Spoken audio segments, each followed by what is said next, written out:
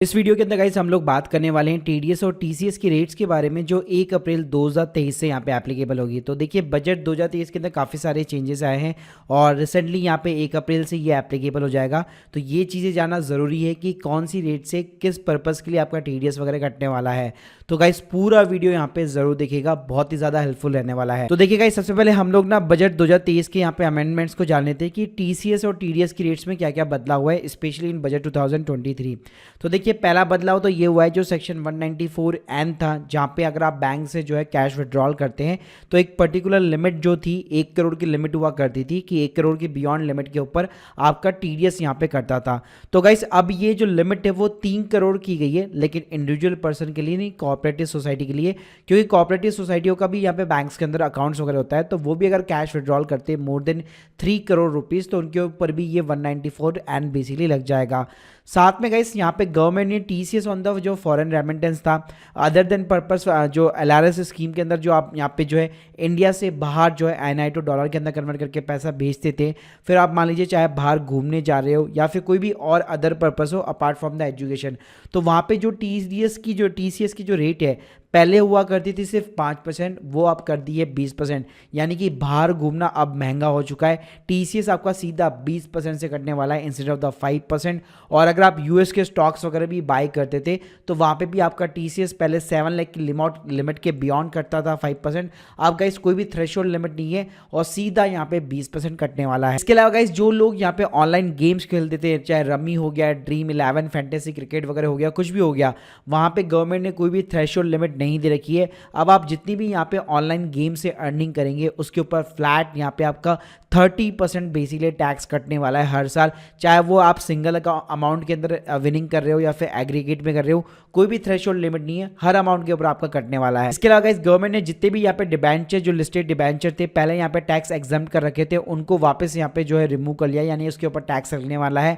इसके अलावा इस अगर आप ईपीएफ यहाँ पे विड्रॉल करते थे तो अर्लियर ईपीएफ विड्रॉल करते थे तब भी आपका टीडीएस करता था, लेकिन अगर आप अपना पैन नंबर प्रोवाइड नहीं करेंगे तो ये टीडीएस की जो रेट है वो डबल हो जाएगी, यानी सीधी 20% बेसिकली हो जाएगी। इसके अलावा इस गवर्नमेंट ने जो सेक्शन 206AB और 206CCA का जो था, जहां पे मान लीजिए अगर आप आईटीआर वगैरह फाइल नहीं करते तो आपको हायर रेट से टीडीएस यहाँ पे करना पड़ सकता है, तो उसके अंदर उन्होंने कुछ एग्जेम्पशन दिए हैं कि कुछ सर्टेन जो है पीपल है जो जिनको रिक्वायरमेंट नहीं आईटीआर फाइल करने की, तो उनको यहाँ पे कैटेगरी से बाहर रखा गया है। तो चलिए गाइस ये है हमारे पास में पूरी लिस्ट और मैं आपको 1 बाय 1 जो है सारी यहाँ पे टीडीएस की रेट बताने वाला हूँ।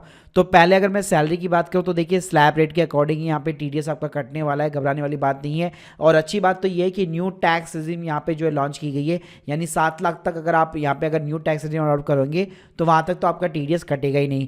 इसके अलावा जो भी बंदा पैन नंबर प्रोवाइड नहीं करता है तो उसका जो टीडीएस है वो 30% रेट से कटने वाला है। साथ में अगर मैं ईपीएफ के प्री मेच्योर विड्रॉल्स की बात करूँ तो 50,000 रुपये का थ्रेशोल्ड लिमिट है, उसके बियॉन्ड जो है इंडिविजुअल को 10% से टीडीएस देना पड़ेगा, और अगर आप पैन नंबर प्रोवाइड नहीं करता है तो 20% हो गया। इसके अलावा का इस इंटरेस्ट ऑन सिक्योरिटीज़ की अगर मैं बात करूँ तो वहाँ पे 2500 रुपीज़ की यहाँ पे थ्रेशोल्ड लिमिट है, इंडिविजुअल के लिए 10% है, कंपनी के लिए भी 10% है, और पैन प्रोवाइड नहीं करेंगे तो 20% है। इसके अलावा गाइस अगर मैं डिविडेंड की बात करूँ तो अगेन कोई चेंजेस नहीं है, 5,000 रुपये की थ्रेशोल्ड लिमिट है, 10% का टीडीएस रेट दे रखा है, और अगर आप पैन प्रोवाइड नहीं करेंगे तो सीधा डबल यानी कि 20% होगा। इसके साथ में गाइस जो अदर देन सिक्योरिटीज होता है जैसे कि फिक्स डिपॉजिट वगैरह हो गया, रिकरिंग डिपॉजिट हो गया, कोऑपरेटिव बैंक्स में डिपॉजिट वगैरह हो गया, तो वहाँ पे 40,000 की थ्रेशोल्ड लिमिट है इंडिविजुअल के लिए जो पहले भी थी, और जो सीनियर सिटीजन वाले हैं पर्सन उनके लिए 50,000 की लिमिट है, और टीडीएस की जो रेट है वो 10% है, पैन नहीं दिया तो 20% है। और गाइस विनिंग फ्रॉम द जो लॉटरीज है वहाँ पे भी थ्रेशोल्ड लिमिट 10,000 की है, और टीडीएस जो है वो 30% है, और कंपनी के लिए भी 30% है, और पैन नंबर नहीं दिया तो भी मैक्सिमम यहाँ पे 30% लगने वाला है। इसके अलावा इस जो नया सेक्शन यहाँ पे ऐड किया गया है 194BA winning from the online gaming, जो बजट 2023 के अंदर इंट्रोड्यूस किया गया है, कोई भी थ्रेशोल्ड लिमिट नहीं है भाई, सीधा 30% आपको पे करना है, चाहे एज ए इंडिविजुअल कर रहे हो या फिर एज ए कंपनी कर रहे हो, सीधा फ्लैट 30% आपको देना पड़ेगा गवर्नमेंट को। इसके अलावा इस winning from the horse race कोई भी चेंजेस नहीं है, 10,000 की थ्रेशोल्ड लिमिट है, 30% यहाँ पे टीडीएस है। पेमेंट टू मैं कॉन्ट्रैक्टर की बात करूँ तो अगर सिंगल ट्रांजेक्शन है तो 30,000 की लिमिट है, और इंडिविजुअल पे 1% टीडीएस है, कंपनी पे 2% टीडीएस है। कॉन्ट्रैक्टर की बात करूँ, एग्रीगेटर की बात करूँ, मतलब बहुत सारे ट्रांजेक्शन अगर आप जोड़ते हैं तो वहाँ पे 1 लाख की लिमिट है, 1 लाख के बियॉन्ड वही 1% और 2%। के अलावा गाइस अगर मैं कॉन्ट्रैक्ट के अंदर ट्रांसपोर्टर की बात करूं जो कि कवर नहीं होता 44 AE के अंदर, तो वहां पे 30,000 75,000 की लिमिट है और वही 1% और 2% का TDS का रेट है। इसके अलावा गाइस अगर मैं इंश्योरेंस कमीशन की बात करूं तो वहां पे 15,000 रुपए के थ्रेशोल्ड लिमिट है। TDS बात करूं 5% की लिमिट रेट है। और अगर मैं payment in respect of the life insurance बात करूं तो देखिए डेथ के केस में नहीं लगेगा, लेकिन ऐसे अगर आप बोलेंगे मैच्योरिटी के केस में तो 1 लाख की यहाँ पे थ्रेशोल्ड लिमिट है, 5% यहाँ पे TDS कटने वाला है। पेमेंट टू NRI की बात करूं, मतलब NRI भी इन द सेंस जो स्पोर्ट्स मैन होते हैं या फिर स्पोर्ट्स एसोसिएशन होते हैं, तो उस केस में सीधा 20% का यहाँ पे TDS का रेट है। इसके अलावा गाइस यहाँ पे out of deposit under national saving scheme की बात करूँ तो 2500 का यहाँ पे लिमिट है, 10% का TDS रेट है। इसके अलावा गाइस अगर आप जो म्यूचुअल फंड हाउसेस होते हैं अगर वो रीपर्चेज करती है कोई भी यूनिट्स वगैरह तो वहाँ पे 20% का TDS रेट है। कमीशन लॉटरीज वगैरह की बात करूँ तो 15,000 का थ्रेशोल्ड लिमिट है, 5% का TDS रेट है। कमीशन ऑफ ब्रोकरेज की बात करूँ अगेन 15,000 की थ्रेशोल्ड लिमिट है, 5% का TDS रेट है। रेंट की बात करूँ, लैंड और बिल्डिंग और फर्नीचर और फिटिंग्स की बात करूँ तो 2,40,000 रुपये का थ्रेशोल्ड का लिमिट है, उसके बियॉन्ड सीधा 10% का TDS है। पैन नहीं दिया तो सीधा 20%। इसके अलावा गाइस स्पेशली प्लांट मशीनरी इनकी बात करो तो वहाँ पे भी 2,40,000 की लिमिट है, लेकिन यहाँ पे TDS की रेट यहाँ पे सीधी अलग हो जाती है, 10% की जगह 2% सिंपली हो जाती है। और गाइस अगर मैं इमूवेबल प्रॉपर्टी की बात करूँ, मान लीजिए कोई प्रॉपर्टी अगर आप ट्रांसफर कर रहे हैं तो वहाँ पे 50 लाख रुपए की लिमिट हुआ करती थी और अब भी इतनी ही है, 1% आपको TDS काटना पड़ेगा।